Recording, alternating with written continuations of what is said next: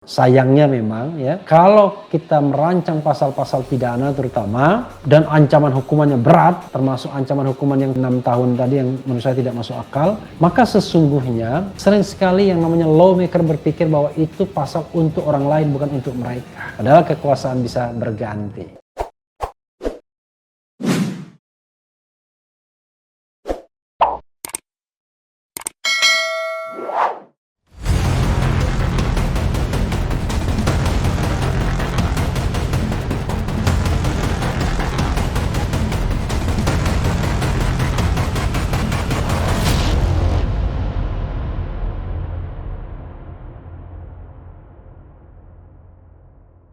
Assalamualaikum warahmatullahi wabarakatuh, Sobat RH sekalian.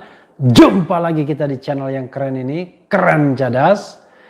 Kali ini ada berita yang menarik ya, sebagaimana dilansir oleh cnnindonesia.com, yaitu Jokowi buka peluang revisi Undang-Undang ITE jika tak beri rasa keadilan ya. Luar biasa ya. Mudah-mudahan jangan merasa baru sekarang ini. Perasaan ini sudah dirasakan lama ya. Tapi kita bacakan coba. Jakarta, CNN Indonesia. Presiden Joko Widodo membuka opsi merevisi Undang-Undang Nomor 11 Tahun 2008 tentang Informasi dan Transaksi Elektronik, Undang-Undang ITE jika tidak menimbulkan rasa keadilan. Undang-undang ini sudah direvisi sesungguhnya dengan Undang-Undang Nomor 19 Tahun 2016 dan tetap bermasalah. Jokowi berencana menghapus pasal-pasal karet dalam Undang-Undang ITE. Ia menyatakan rencana itu usai Undang-Undang ITE digunakan sejumlah warga untuk saling lapor dalam beberapa waktu terakhir. Untung juga ya. Kalau Undang-Undang ITE tidak bisa memberikan rasa keadilan, ya saya akan minta kepada DPR untuk bersama-sama merevisi Undang-Undang ini. Undang-Undang ITE ini, kata Jokowi dalam rapat pimpinan TNI Polri yang disiarkan kanal YouTube Sekretariat Presiden Senin 15 Februari. Jokowi memahami Undang-Undang ITE dibuat dalam semangat menjaga ruang digital Indonesia, namun ia tak ingin Undang-Undang ITE justru menimbulkan rasa tidak adil dalam penerapannya. Tidak hanya tidak adil tetapi juga bisa memenjarakan orang yang tak bersalah atau bersalah tetapi tidak signifikan kesalahannya. Mantan Gubernur DKI Jakarta itu memerintahkan Polri untuk berhati-hati dalam menggunakan Undang-Undang ITE. Ia meminta Polri teliti dalam mengkaji pasal-pasal karet di undang-undang itu. Saya minta kepada Kapolri agar jajarannya lebih selektif, sekali lagi lebih selektif, mensikapi dan menerima pelaporan pelanggaran undang-undang itu, ujarnya. Wajar saja ya kalau Kapolri ngomong mau selektif karena diperintahkan Presiden, dan ini benar ya. Lebih lanjut, Jokowi meminta Kapolri Jenderal Listio Sigit Prabowo untuk merumuskan aturan penafsiran Undang-Undang ITE. Aturan itu diharapkan mencegah dampak buruk dari pasal karet di regulasi itu. Buat pedoman interpretasi resmi terhadap pasal-pasal undang-undang itu biar jelas. Kapolri harus meningkatkan pengawasan agar implementasinya konsisten, akuntabel dan berkeadilan, ujarnya. Kritik terhadap Undang-Undang ITE kembali menguat dalam beberapa waktu terakhir. Sebab Jokowi sempat meminta warga mengkritik pemerintah saat banyak orang dijerat pasal undang-undang tersebut. Salah satu kritik datang dari mantan Wakil Presiden Yusuf Kala. Ia mempertanyakan cara mengkritik pemerintah tanpa terjerat hukum. Beberapa hari lalu Bapak Presiden mengumumkan silakan kritik pemerintah.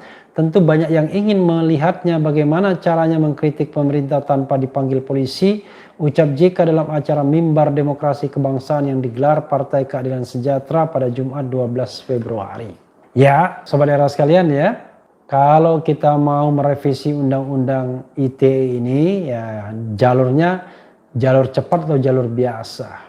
Kalau jalur cepat, Presiden bisa mengeluarkan Perpu, peraturan pemerintah pengganti undang-undang, yang menurut putusan MK adalah hak subjektif Presiden. Dan objektifikasinya nanti ada di DPR dari sisi politik. Dari sisi hukumnya ada di Mahkamah Konstitusi. Padahal kita tahu beberapa kali Presiden Jokowi mengeluarkan Perpu ya. Dan ini menurut saya sudah darurat dalam hal adu mengadu yang membuat demokrasi kita menjadi tidak sehat. Atau hubungan horizontal masyarakat menjadi tidak sehat.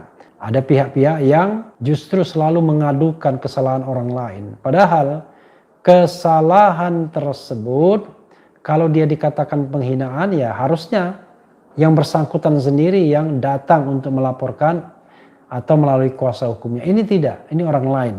Padahal pasal di dalam Undang-Undang ITE, Undang-Undang nomor 11 tahun 2008, yang kemudian diubah menjadi nomor 19 tahun 2016, itu tidak lain ya, delik aduan. Nah, kalau delik aduan, ya mestinya yang mengadu yang datang langsung melaporkan kepada pihak kepolisian bahwa dia dihina, dicemarkan nama baiknya. Jangan menggunakan pihak-pihak lain, apalagi organisasi yang tidak ada kaitannya dengan pencemaran yang sifatnya individual. Oke, itu satu sisi, dan polisi dalam hal ini atau penegak hukum harus jelas dan tegas. Kalau misalnya ada pengaduan yang menggunakan pasal tentang penghinaan, pencemaran nama baik, yaitu pasal 27 ayat 3, jangan langsung di-entertain, jangan langsung dicatat, jangan langsung diterima. Kalau yang melaporkan bukan yang bersangkutan, orang yang bersangkutan yang merasa dihina atau kuasa hukumnya. Jangan orang lain yang tidak ada kaitannya dan lain sebagainya. Itu satu sisi ya. Sisi yang lain, kalau dia mau menggunakan pasal misalnya penyebaran kebencian dan lain sebagainya, ya itu harus jelas. Itu terkait dengan sara, suku, agama, ras, dan antar golongan. Jadi tidak ada yang namanya kelompok politik atau kelompok ormas yang harusnya tidak bisa menggunakan pasal ini. Nah, kembali pada pasal penghinaan tadi, kalaupun menerima pihak aparat keamanan bisa menggunakan pendekatan restoratif justice tadi, yaitu mempertemukan pihak yang dianggap menghina dengan pihak yang merasa dicemarkan nama baiknya, lalu diajak berdamai. Kalau tidak bisa diajak berdamai, maka silahkan mereka melakukan gugatan secara perdata. Jangan menggunakan tangan negara. Karena tangan negara tersebut untuk hal-hal yang luar biasa keterlaluannya misalnya. Tapi kalau misalnya kaitannya katakanlah sama-sama dengan tokoh publik ya, itu adalah konsekuensi. Saya membayangkan yang diproses polisi itu adalah memang sebuah penghinaan, sebuah pencemaran nama baik yang betul-betul memang dilakukan dengan niat yang benar-benar tidak baik, lalu juga mengenai orang yang lemah, baik secara politik maupun ekonomi, misalnya begitu, sehingga dia tidak memiliki perlindungan lain misalnya.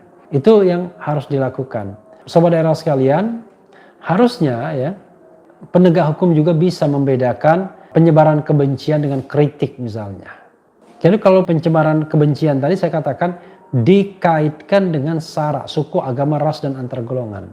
Tapi kalau misalnya terkait dengan, katakanlah saya mengkritik partai politik, maka yang harus dipakai itu adalah kalau individual di dalam partai politik itu tersinggung, ya berarti pasal penghinaan. Tapi jangan pasal penyebaran kebencian, karena partai politik tidak akan ada kaitannya dengan sara. Justru keberadaan partai politik itu bukan gifted, keberadaan ormas itu bukan gifted, sehingga tentu masih bisa dipersoalkan gerak langkahnya, politik-politiknya, kebijakan-kebijakannya. Tetapi kalau dia sudah gifted terkait dengan suku, agama, ras, dan antar golongan, dan saya katakan antar golongan itu sudah tidak ada lagi, maka memang tidak boleh dipermasalahkan. Ya, kalaupun ada antar golongan, misalnya sebenarnya golongan yang paling relevan adalah golongan perempuan dan golongan laki-laki, pria dan wanita. Mungkin masih relevan kalau membicarakan golongan itu. Jadi suku, agama, ras, antar golongan, jadi golongan. Tapi kalau golongan-golongan ekonomi dan lain sebagainya rasanya tidak relevan lagi. Karena itu bukan juga gifted. Jadi sobat daerah sekalian, mudah-mudahan ini janji pemerintah Jokowi untuk merevisi ini dan segera ditanggapi oleh DPR. Kalaupun tidak ditanggapi, mudah-mudahan Presiden Jokowi memiliki inisiatif untuk mengeluarkan Perpu. Jadi saran saya, pertama tadi, pasal penghinaan itu tidak di-entertain, diarahkan kepada gugatan di swasta. Tapi terlebih dulu dilakukan proses mediasi atau restoratif justice. Jadi kalau ada penghinaan, temukan kedua belah pihak, suruh damai. Kalau tidak damai, silahkan yang merasa dihina menggugat di pengadilan. Jadi tangan negara tidak dipakai untuk memenjarakan orang. Itu satu. Yang kedua, tangan negara bisa dipakai untuk suatu penghinaan yang betul-betul dirasakan tidak adil, sudah merupakan di luar kewajaran, di luar peri kemanusiaan dan lain sebagainya. Jadi sangat-sangat selektif. Bukan misalnya ya seperti yang sekarang ini. Yang kedua, kalau mau menggunakan ujaran kebencian misalnya, yang juga sering bermasalah di pasal 28, maka harus dikaitkan betul dengan suku, agama, ras, dan antar golongan. Suku, agama, ras, dan antar golongan. Jadi bukan dikaitkan dengan kelompok-kelompok yang ada di masyarakat berdasarkan misalnya organisasi atau baik organisasi masyarakat maupun organisasi partai politik. Karena kalau organisasi sosial dan organisasi partai politik justru bisa dikritik. Nah, yang ketiga adalah harus dibedakan antara kritik dan hinaan. Jadi kalau bisa mengeluarkan sebuah argumentasi yang bersifat mengkritik, ya tidak boleh dibalas dengan pelaporan, harus betul-betul dibalas dengan argumentasi juga. Apa saja, kritik apa saja. Karena yang penting adalah ada sebuah argumentasi kritik yang bisa dibalas dengan argumentasi pula. Tetapi kalau sesuatu yang gifted, misalnya mengatain bahwa orang tersebut dari suku apa, itu kan tidak bisa lagi dia membela diri karena itu sudah mempermasalahkan sesuatu yang dia tidak bisa ubah lagi. Tapi kalau kebijakan partai politik, kebijakan ormas, kelakuan orang-orang dalam ormas misalnya atau orang-orang dalam partai politik, kita lihat bahwa konteksnya adalah kritik. Kalaupun dipaksakan untuk menggunakan pasal penghinaan, tapi sekali lagi tadi masuk pintunya harus rekonsiliasi terlebih dahulu. Nah, Sobat Era sekalian ya, mudah-mudahan mereka yang merancang ini tidak berpikir bahwa undang-undang itu hanya untuk orang lain, tapi juga untuk bisa mengena diri sendiri ketika mereka tidak berkuasa. Karena itu harus ada kehati-hatian. Sayangnya memang ya, kalau kita merancang pasal-pasal pidana terutama, dan ancaman hukumannya berat ya, termasuk ancaman hukuman yang tadi 6 tahun tadi yang menurut saya tidak masuk akal, maka sesungguhnya sering sekali yang namanya lawmaker berpikir bahwa itu pasal untuk orang lain bukan untuk mereka. Padahal kekuasaan bisa berganti. Ya, Sobat Era sekalian, kita tunggu hari-hari selanjutnya apakah betul janji Presiden Jokowi untuk melakukan revisi ini, dan harusnya tidak perlu bertanya lagi bahwa ini merugikan karena korban sudah berjatuhan di mana-mana. Kita tunggu, yang penting tetap di channel ini karena di channel ini ada akan dirayu, ditipu, dibaperin, dicecar, diober pula di jalur khusus. Karena channel ini adalah channel yang mengancam, memeras dan membenci. Jangan lupa subscribe, like, comment, and share. Ciao.